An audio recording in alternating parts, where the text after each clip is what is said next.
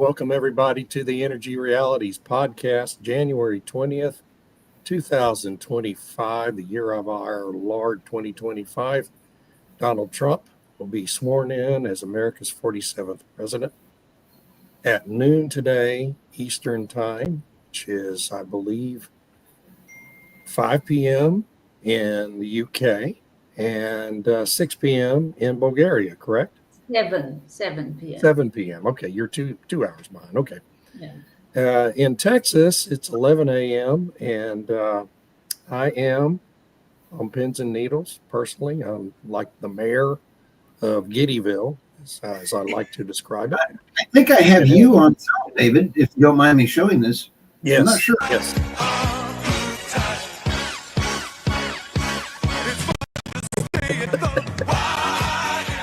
Oh, come on, don't freeze up. No, I was turning it down so we don't. Okay, is that so? There we go. There's the That's the Trump news. What do you think? It's pretty cool. Okay, I'm going to calm down now. I'm losing my voice, as people can tell, and it's my week to host, of course, because that's how it happens on the Energy Realities podcast. But we thank everyone for joining us. With me today, of course, is Mr. Stuart Turley, who I believe is in Oklahoma in his hideout up there. Yep. In one of the forests of Oklahoma. How are you today? Cold. It was like 1 degree with wind chill, and the water in the house is a problem. So fortunately, that's why you have 4 houses. Yeah. You go to the other ones. Also with us today from Bulgaria, Irina Slav. How are you? I'm great, David. Thank you. Spring is coming. Spring is it freezing cold in Bulgaria too? No, not where I am. I'm in southern Bulgaria, so it's really lovely and sunny. Well, I'm jealous.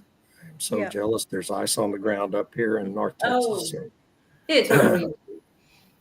And Dr. Tammy Nemeth, you're in the UK today, aren't you? Yes, I am, where it's cold and experiencing Dunkelflaute. So, yay. Oh, boy. Maybe the grid will be in trouble again today. Oh, so what is the workhorse on the UK grid when the Dunkelflautes? Natural gas. Natural gas Thank and you, hydro and the last bit of nuclear that they have. Yeah. Same thing in Texas. I looked out at the ERCOT site this morning, and natural gas was generating about 64% of our total load on the grid. We got, the ERCOT grid is in good shape for this freeze event. We're not going to have major blackouts, and natural gas, of course, is keeping the homes heated and the lights on. So today's topic, now that we're 6 minutes in, is what policy landmines did Biden leave for Trump related to energy? And there's a good number of them. We've seen big news stories here recently about drilling bans and some of the other things that Biden has done to try to make it difficult for Donald Trump to hit the ground running, as he plans to do today with 200 executive orders, at least a couple of dozen of which I'm told are going to relate to energy policy. So I'm going to start today's discussion with Tammy to give us the perspective of what's happening in America with our transition of power, given what's been happening since the Labour Party took over the government in the UK and is taking the UK in exactly the opposite direction. Well, that's a big one. I mean, it's interesting that the UK is doubling down on the net zero transition and throwing energy reality out the window. And I think a lot of what happens in the UK and in Europe was predicated on the idea that America would join the net zero transition. And it has over the past 4 years with Biden. And now that's all about to come to a crashing end with Donald Trump. And there's this sort of realignment and reorganization and reconsideration to some extent of where countries go from here. Because if America doesn't do it and it has cheaper energy, that and lower taxes and all of these different things that enable companies to build and produce things, then it creates a really competitive issue with respect to industrial capacity in Europe and the UK, which has been in decline, obviously, from the decarbonization efforts and has resulted in deindustrialization. And so there was a big fear, even with the Inflation Reduction Act that the Biden administration had brought in, that companies were trying to take advantage of the subsidies and whatnot and move their production to America. And I think we'll see an acceleration of this during the Trump administration if he's able to actually undo some of the policy landmines. And I'd like to draw attention to something Alex Epstein put out this morning on his Substack, which is what he calls the Energy Freedom Plan.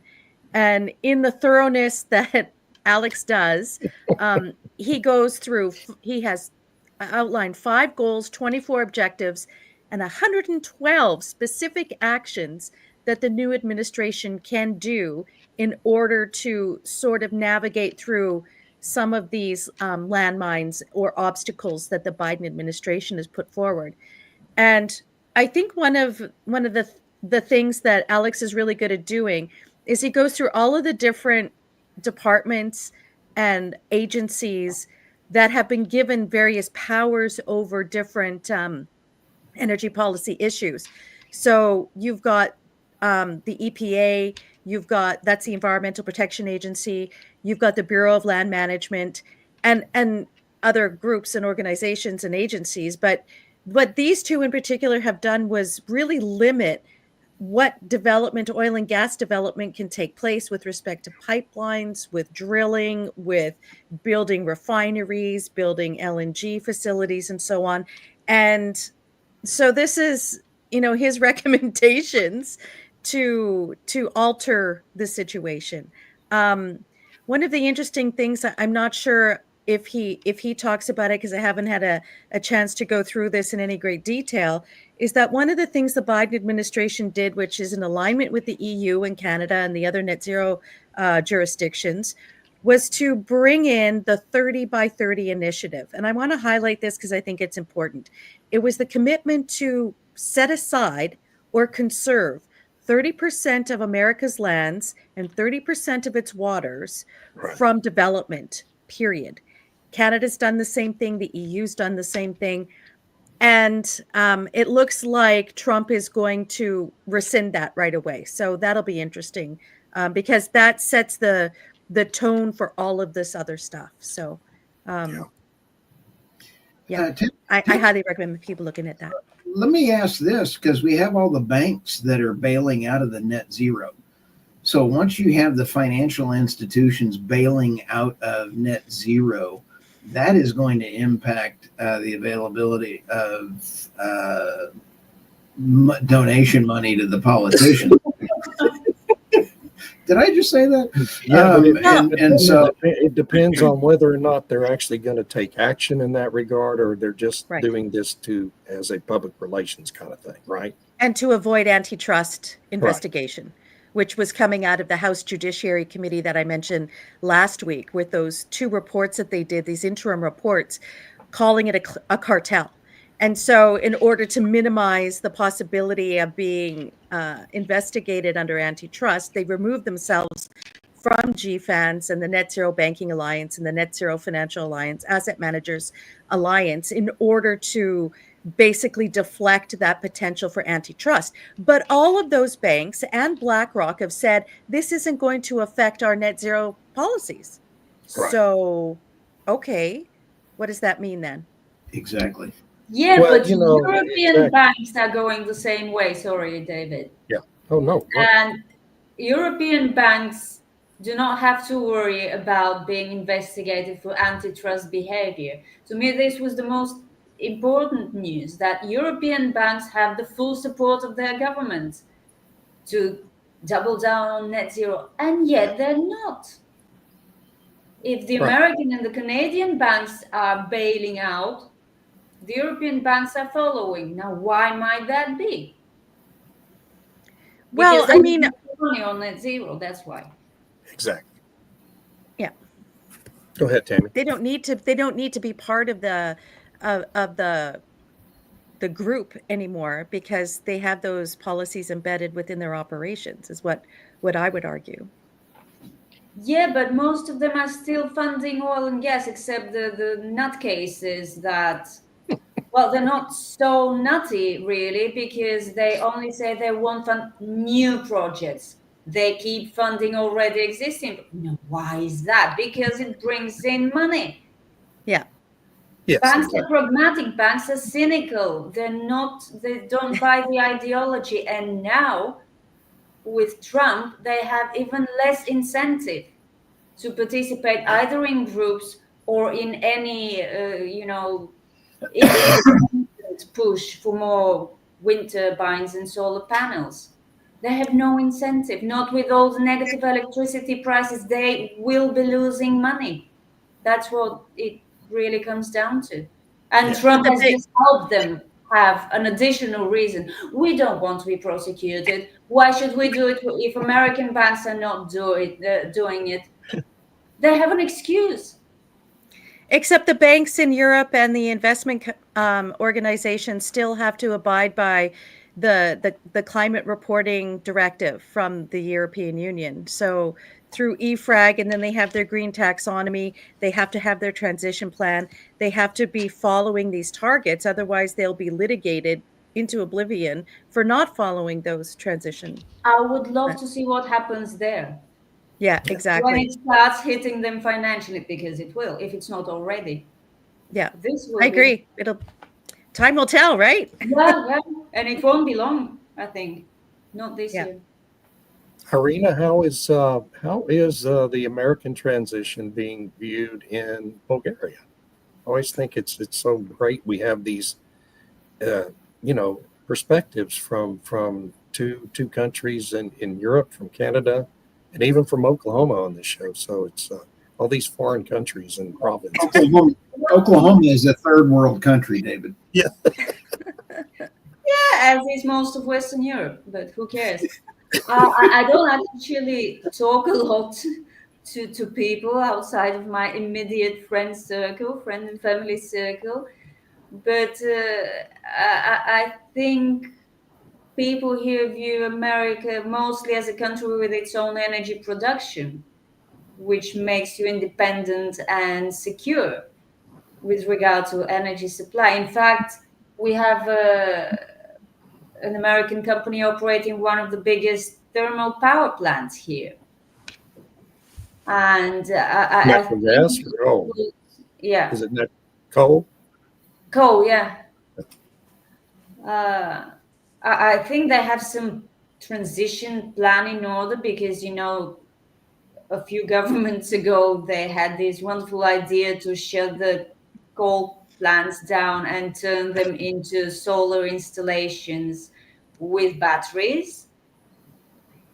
I don't know what the impact of the news about the biggest battery installation burning to the ground in California would have on these plans, but I do hope AES will defend its plans or just sell it to someone who will continue operating it. But yeah, we envy you guys because you have your own energy, and I think a lot of Bulgarians are happy about Trump becoming president, because he will hopefully reverse as much of Biden's destructive energy policies as is reasonably possible. How much of these policies are actually reversible? I think that's the most important question right now.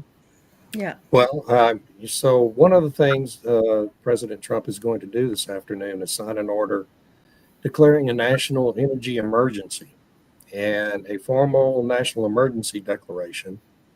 And I haven't seen the exact wording of this orders, but if it is a formal declaration of a national emergency and not just rhetoric, then that will give him some enhanced powers to reverse what he believes are orders that are destructive to the national security and regulations and legislated and even items that were in the IRA, that he believes he can make a case for being destructive to the national security.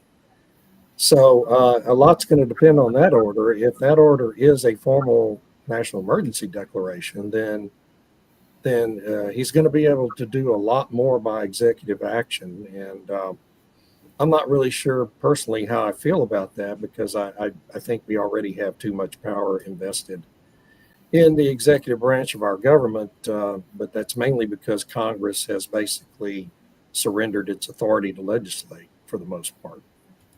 Yeah. So when you do have a situation like this, where we've had these last 4 years of misallocation of trillions of dollars in taxpayer money, and a buildup of $8 trillion in national debt in just 4 years, you know, I'm kind of on the fence about whether or not that's the right action to take, because if a Republican does it, then what's to prevent the next Democrat who takes office from declaring their own national emergency and doing all sorts of damaging things again? But that's one thing he's going to do. Just in the normal course of business, of course, he can completely reverse every energy related executive order Biden issued over the last 4 years, and he plans to do that. There will be litigation over some of those, because the resistance on the far left of our political spectrum now exists to do lawfare, and Yeah. that's basically become their entire playbook at this point, because they have no political power at the moment. And so we're just going to see an explosion of lawfare campaigns organized by some of these left-wing law firms, coordination with environmental groups like the Sierra Club and Center for Biological Diversity. There's a lawsuit that was just filed, David, by the Republicans against the oil ban, and so Yes. there's going to be more and more of those kind of things going on. And Tammy and Irina, when we hear President Trump say "drill, baby, drill," I've been saying that it is not drill, baby, drill anymore. President Trump is not going to be able to just flat out and say drill more. It does not work that way anymore. Well, It is you going can't to make them drill more. no. It's going to be drill, baby, when fiscally responsible. Yeah. And Yeah, there's not going to be a big drilling boom. No. There will be some out in the Gulf of Mexico, and you might see a little tick up in the onshore rig count. But I mean, we're increasing overall production dramatically with just the few rigs we have running. There's no reason for a big drilling boom to take place. What needs to take place is an infrastructure boom related to energy in this country. We need a lot of new natural gas pipelines. You know, we're going to need to build more LNG export terminals, because demand globally is exploding for Yep. LNG from the United States, Qatar, One of and the these other exporting countries. So one of the that's things the to boom we're going watch. One of the things to watch for today, David, in that emergency declaration, is if there's a way for him to have put in there, and I've sent notes to everybody that I possibly could, a wartime exemption for the Jones Act, because then you can I hate the Jones Act. The Jones Act was only there to support 200 union jobs, and it has crippled the United States. Let's take Hawaii. Hawaii has 60% of its power. Are you ready for this one? Heating oil generation. I mean, 60% is the most horrible thing on the planet. Why don't you put in an LNG to electric plant there, and then ship in our own cheap LNG?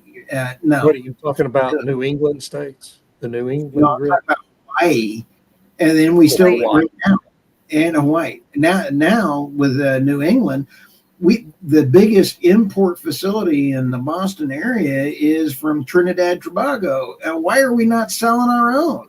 This is just about as sorry. Yeah, I don't expect Trump to get real bogged down in the Jones Act other than this. He's going to have to do an exemption from the Jones Act for ship building. Yes, Because our Navy is been decimated by the Biden administration and by Congress's refusal to appropriate the money needed to build more ships. And we have almost no shipbuilding capability left in America, and that's in large part because of some provisions in the Jones Act, and because of a lot of other factors. So he's probably going to suspend the Jones Act related to shipbuilding and try to get that part of the business back going. But it's such a quagmire in terms of having to have U.S. manned ships and U.S. flag vessels move goods from port to port in the United States. It's a ridiculous law, but it just becomes this nightmare of litigation when you try to really do anything about it. I want to give a shout out to all of the people viewing on LinkedIn, X, and YouTube.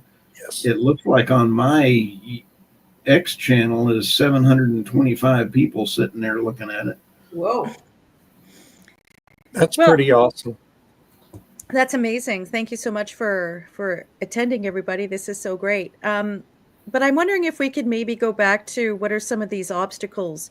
Yes, let's get back on the actual topic of the discussion. Yes, go ahead, Dan. Because even if like he puts forward a national energy emergency, which would be something similar, I think, to what the Democrats were trying to convince Biden to sign, a climate emergency declaration. So even if he does this emergency act, I think there's a lot of different elements that aren't so easily undone and create these kind of obstacles. So, David, what do you think are some of the obstacles there?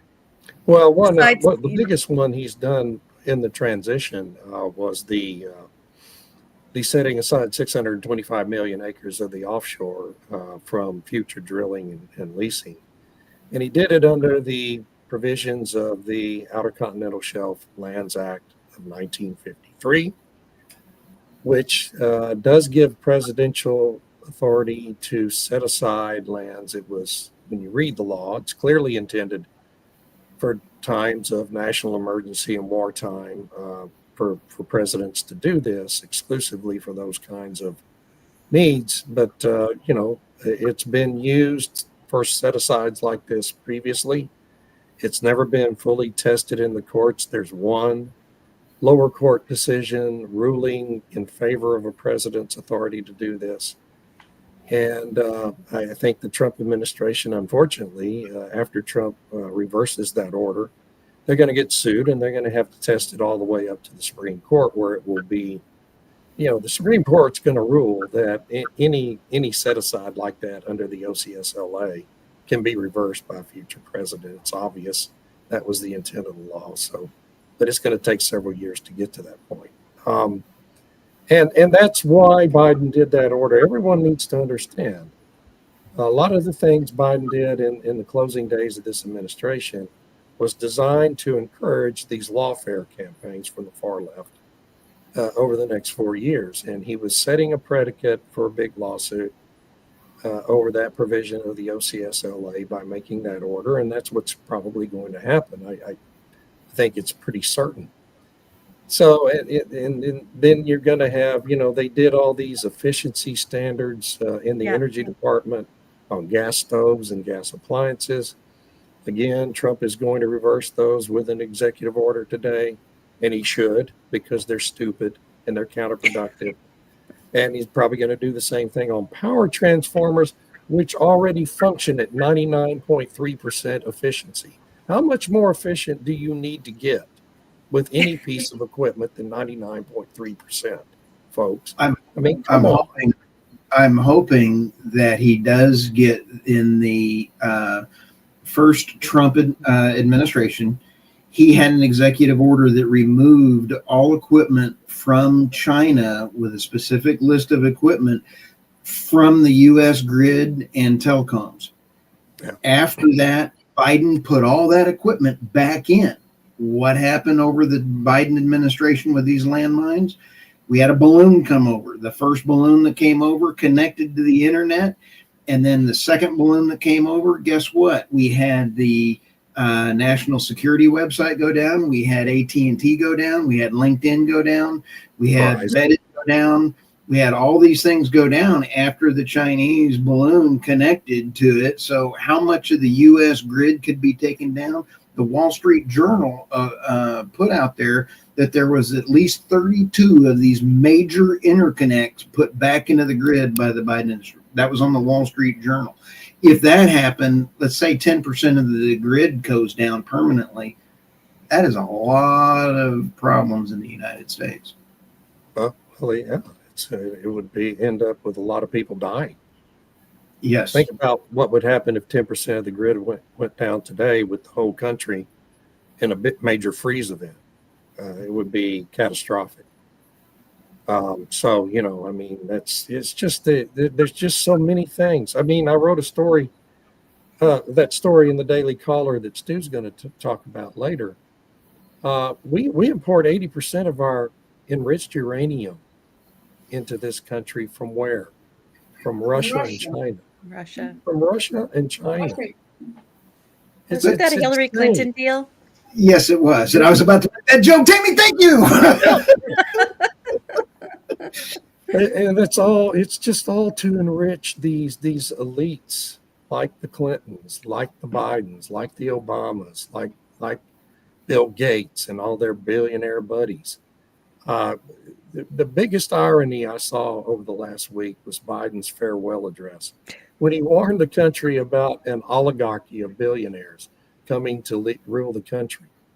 Well, what do you think all these energy policies, who do you think they're designed to benefit at the end of the day? A bunch of billionaires like Bill Gates. Okay, folks? I mean, that was rich of him. It's just a bizarro world that we've been living in, and hopefully at least one outcome, regardless of what else happens, of the new presidency will be that we get out of this bizarro fantasy world we've been living in where energy policy is concerned and go back to kind of living in a real world. Go ahead. Irina, from your perspective, do you see obstacles here? Because we've been talking about different things with respect to wind and the development issues and whatnot. Do you see other obstacles that maybe North Americans are missing? Do you think I would? I'm not as familiar about the whole judicial process that makes it possible to repeal certain law and replace it with another. But I have been reading that it might be tough to change some of the damage already done through subsidies.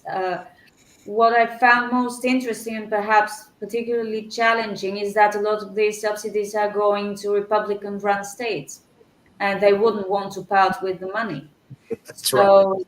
Trump would have to offer them something comparable to. That's correct. That's a good point. And I think the thing to offer would be the existence of cheap energy, even without massive subsidies. There's abundant cheap energy. Manufacture what you want, not necessarily EVs, because let's remember that these subsidies are very specifically targeted. You don't get subsidies for anything. You get them for batteries and EVs and solar panels and whatever.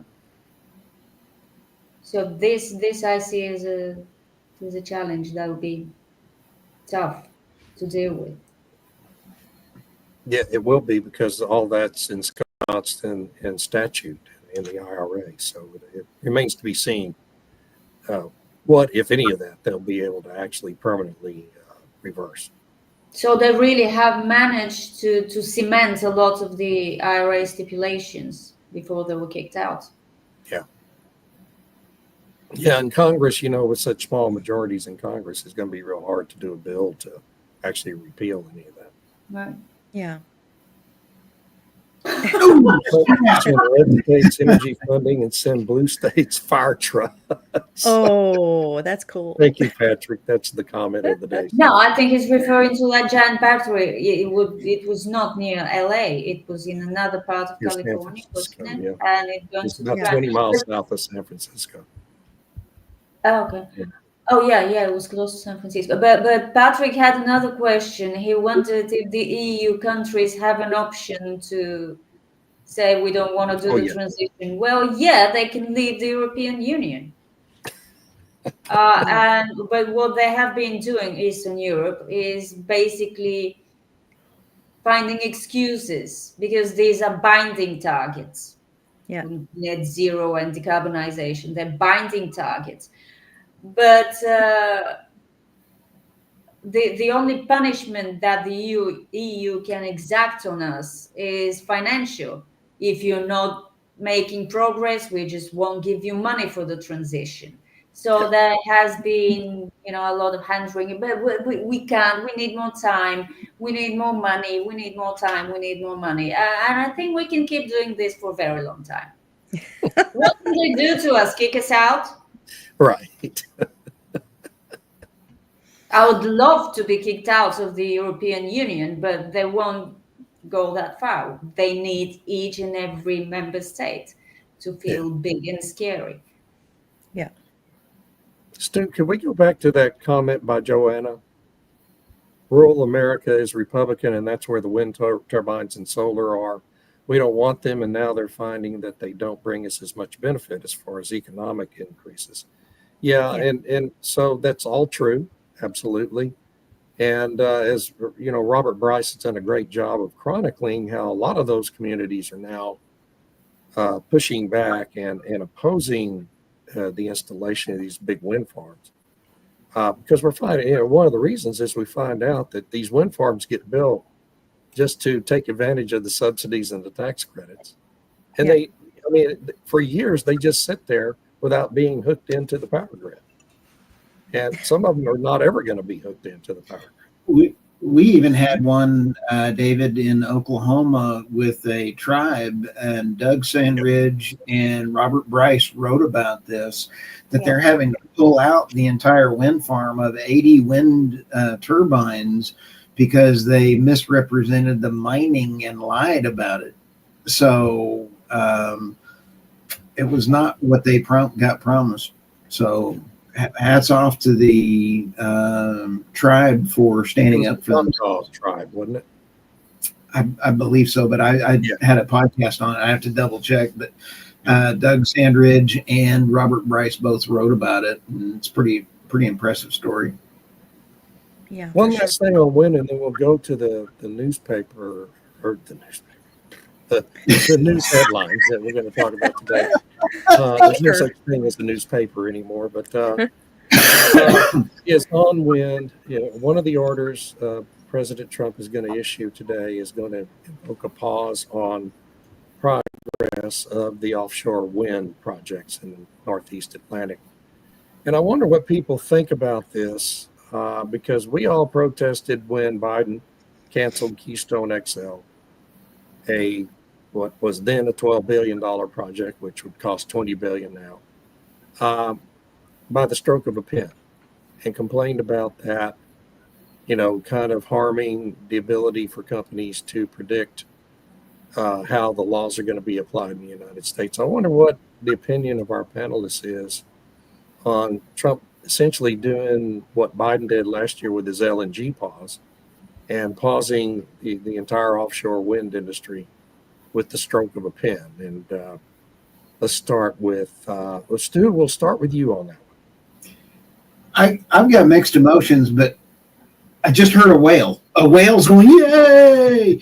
It's such a total devastation and a farce that I'm in agreement with it. Now, the Keystone Pipeline was different from a standpoint that we need Canadian oil sands, heavy oil for our refineries. As it comes down, it needs to be blended into our pipeline mix for our refineries. I would love, this is a trading thing with Canada that is needed. This is different than banning offshore subsidizing of an energy project that is proven to be a wealth transfer rather than a good project. So I've got mixed emotions, because the next president that comes in can do the same thing again. And who wants to have this China has an advantage over us. They look at a 100-year cycle. Saudi Arabia has a 100-year cycle. They do a great job with management of their sovereign wealth fund. You take a look at OPEC. OPEC is actually doing a pretty good job trying to manage the oil pricing on those kind of things. And you take a look at American squirrel. I mean, we have no idea. Give us 15 minutes and we're going to have some serious problems. Irina?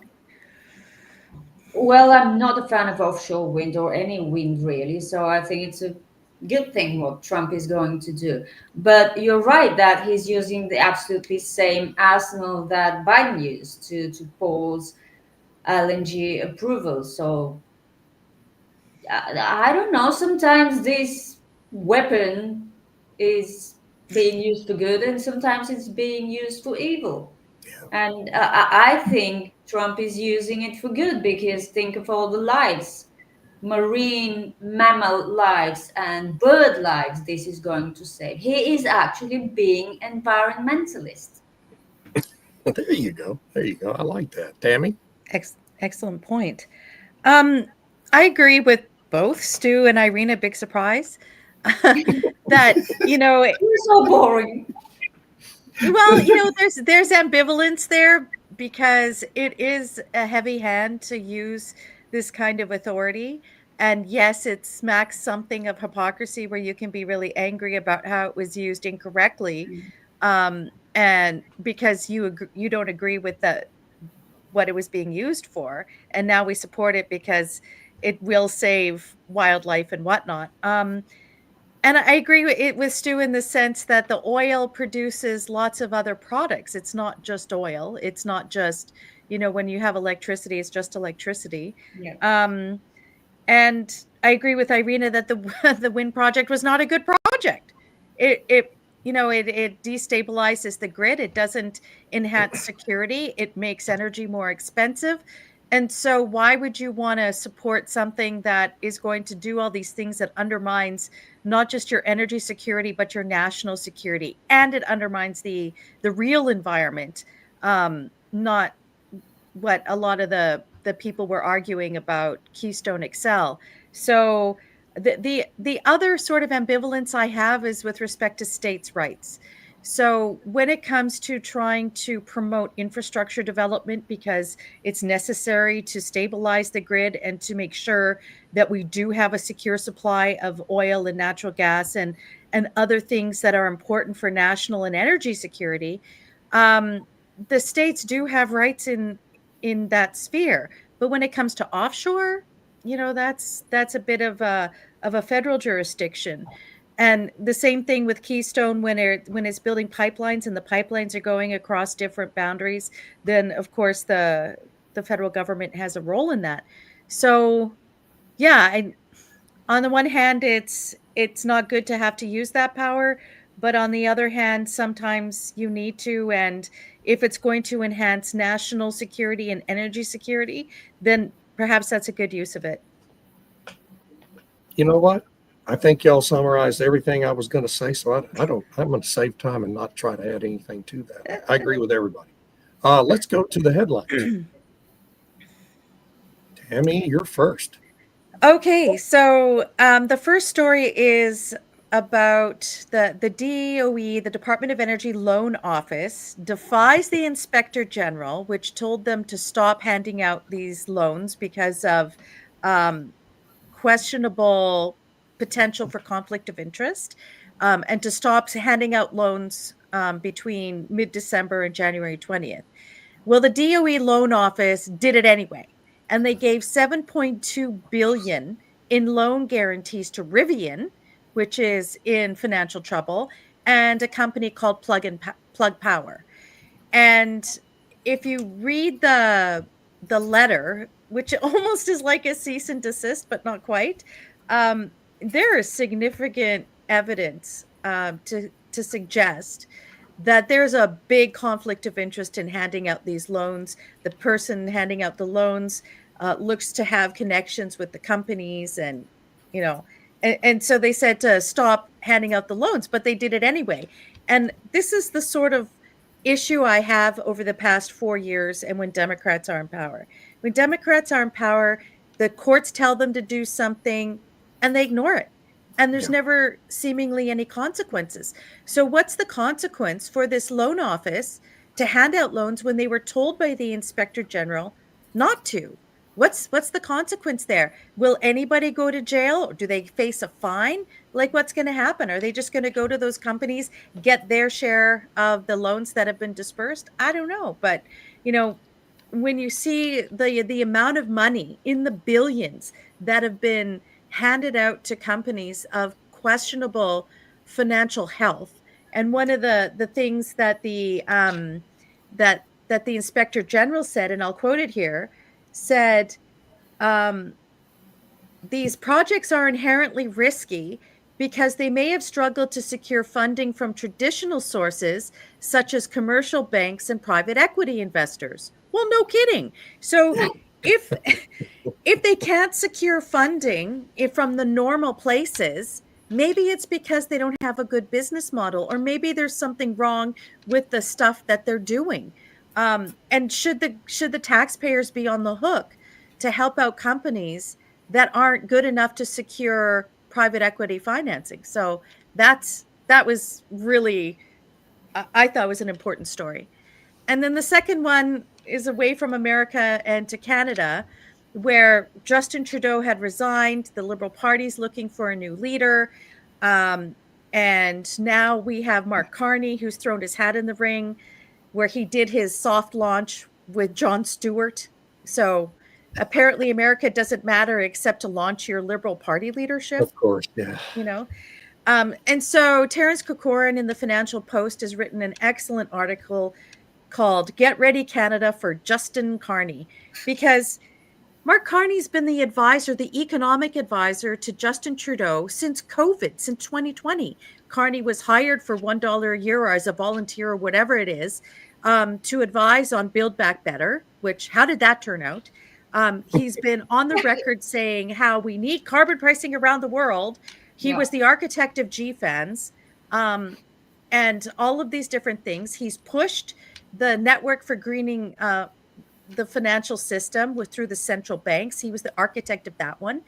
So do people think he's any different now that he's saying, well, maybe carbon pricing, the way we've done it, hasn't had the best outcome, so we'll reconsider? Oh, really?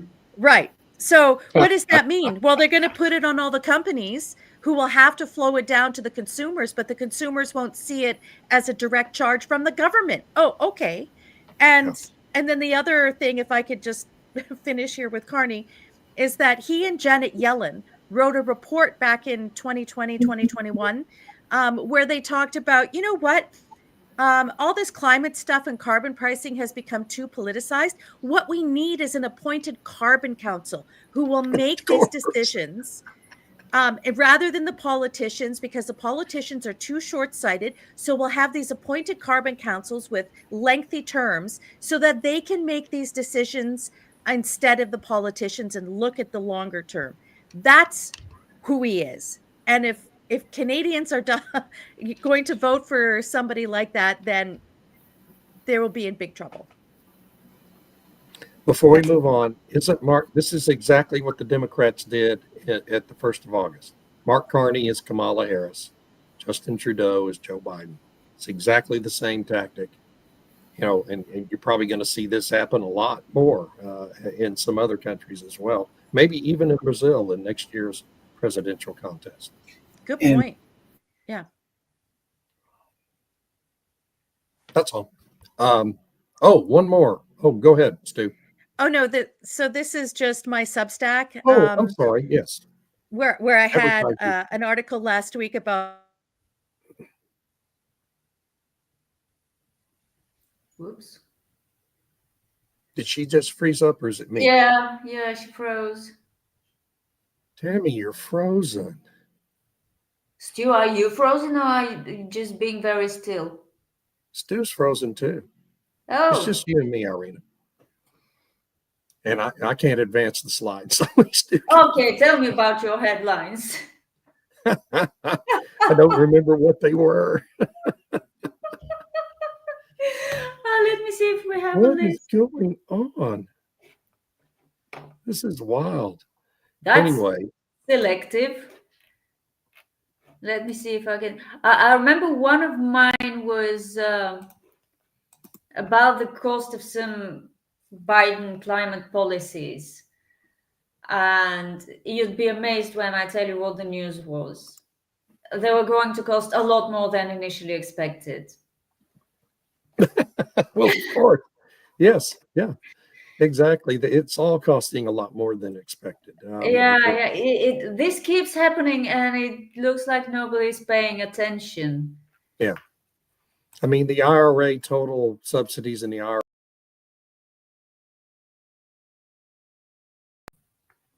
TVO says it's going to be well over $1 trillion, 3x, 300% inflation. Hey, what happened? No idea. Anyway, we're showing back up. It looks like we're still alive. And Let's go to Irina's headlines. So, Stu, we lost you again, man. am I here? Yeah, you're here now. Yeah, Okay, let me get the slides back up. Sorry about that, guys. that's okay. Holy smokes, Batman. Just take me a second, and we're off and running. We had a lot of folks in 1,300 on my X channel, so bear with me while I get us restarted.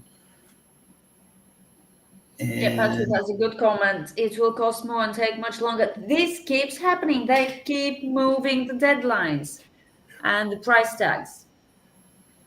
And one of the reasons it's costing more too is that, these wind towers, turbines, and blades come with 25-year advertised lifetime. But what the operators are doing is retiring them after 7 years so that they can take advantage of keep yet getting another the subsidy. round of more subsidies. Yeah. Right. Yeah. So that's part of how they're making these things profitable, even when they're not hooked into a power grid. They're just sitting out there turning, not generating anything. Yeah. Here we go. And Look here. And we wanted to tell Tammy's is the Nemeth Substack. We wanted to make sure we advertise that The for her. Report Substack, folks. A lot of great stuff. Okay, there's yours, David. Oh, here's me. Okay, so, just a couple of quick things. The ExxonMobil and Chevron big deals got FTC antitrust approval on Friday. And for ExxonMobil, this means its takeover of Pioneer Natural Resources is final.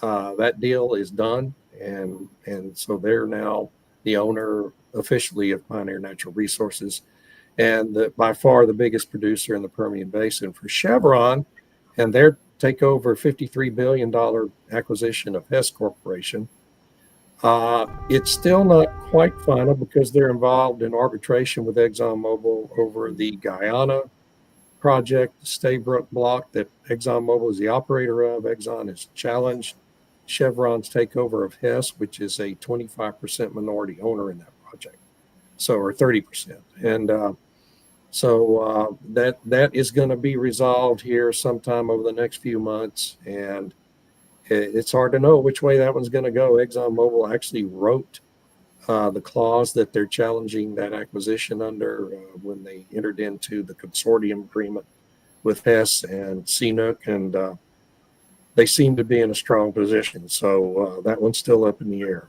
The other one that I think is really important is Republican-led states sue Biden administration over offshore drilling ban. Now, this is the big 625 million acre offshore drilling ban Biden put into effect, or ordered into effect, a couple of weeks ago, and that there's going to be litigation over. But these Republican-led states are, in actuality, they're all the coastal states that are majorly impacted negatively by Biden's order, and they include Alaska, Louisiana, Mississippi, Alabama, but not Texas yet, and Georgia, but not Texas yet. I understand Texas will join that suit as well, so that all the Gulf Coast states will be in it. And those states all have standing to challenge that. So that is the first litigation that's been filed against that order. And once Trump reverses the order this afternoon, you're going to see environmental groups jump in to sue Trump and his attempt to reverse it. So it's going to be a lot of litigation over that one. And those are the two updates I have. You really are a litigious culture, aren't you? Yes, we are, and it's a shame because we waste so much For time better and or energy worse. on that effort. Yeah. And you can find me on Substack at Energy Reality Absurdities. Blackman.substack.com is the website address, and everything I write anywhere ends up being reposted and linked there. Cool. Oh yeah, here's the story I was talking about. US clean energy tax subsidies to cost 825 billion over 10 Just the years. subsidy alone, my God. Yeah, and originally they were supposed to cost less than, I think it was less than 300 billion. But what's new? You know, as Patrick says, it will cost more and take much longer. This keeps happening with the transition, and nobody seems to pay attention. Nobody at the top, I mean. Yeah, it's going to take us longer. We'll need to double down and tighten the belt because it's also going to be more expensive. No wonder people are starting to be fed up. And the other headline I have is wonderful. It's from John Kemp. He was formerly with Reuters. Now he's independent, and I salute him for it. So US oil sanctions squeeze tightening market even further. Also, now we have a tightening market. Until a week ago, it was all surplus. You know, there was enough oil in the world. I'm not directing this rant at John Kemp, not at all. I'm directing it to all these media outlets who keep pumping the same narrative day after day. China demand is weak. There's too much supply. OPEC has this spare capacity. Even without this spare capacity, we're going to be in surplus in 2025 as we were in 2024. Now, one man has come and said it's a tightening market and prices are going to go higher. Yeah. So yeah, that tide is turning as well. And Yeah, I'm very, very happy to see it turn. It's amazing how the narrative changes with the presidents, isn't it? Yeah, it's not just the president, but suddenly it becomes too obvious to ignore. Yeah. You know, if the market was so well supplied, the latest sanction barrage wouldn't have had any effect. Okay, it would have had a temporary effect on prices, but Brent is now, you know, above 80 a barrel for what, more than a week? And it could go even higher. I mean, freight rates for tankers are double what they used to be before the sanctions. Yeah, that was my rant today. I feel vindicated. And a fine rant it was. Thank you. And that's my Substack. I'm thinking of rebranding because this is so boring, Irina's Lab on Energy. But for now, it's Irina's Lab on Energy. I like it. The problem with rebranding is then people have to find you again. Yeah, I agree. Yeah, that's why I'm reluctant. We've already talked about the Republicans take off in the lawfare. This morning, the U.S. approves 2.4 gigawatt offshore before the Trump inauguration. You cannot even get out of the cotton picking door without approving another wind farm. And what's the point if he's going to ban it? I don't know. I just find it despicable. The Bureau of Ocean Management has given the final approval needed for the South Coast Wind Project, formerly known as the Mayflower Wind, only days before the offshore slaying of the 47th president entered the White House. I don't get it. Who's the operator of that project, Stu? It's the South Coast Wind Project. Let me look at the article here. I'll look it up. I just wonder if it's Ørsted, because Ørsted has been a favored company of this administration. Oh, I can't wait to see how Ørsted's share price is faring tomorrow. Yeah. I have to hand it to the Trump administration because they have got just a rock star group of folks, and Lee Zeldin and Chris Wright and Doug Burgum are the team to help try to reduce energy prices. And David, I got to give you a shout out for your coverage or your article talking about the horrific processes that the Trump administration folks were going through. The Democrats just really embarrassed themselves, and I loved your article on that. It was absolutely abysmal. You can find me on energynewsbeat.co and my Energy Newsbeat Substack. And real quick, dogs and cats are built different. And I think this is going to be very important as we take a look at this. Oh, this is wonderful.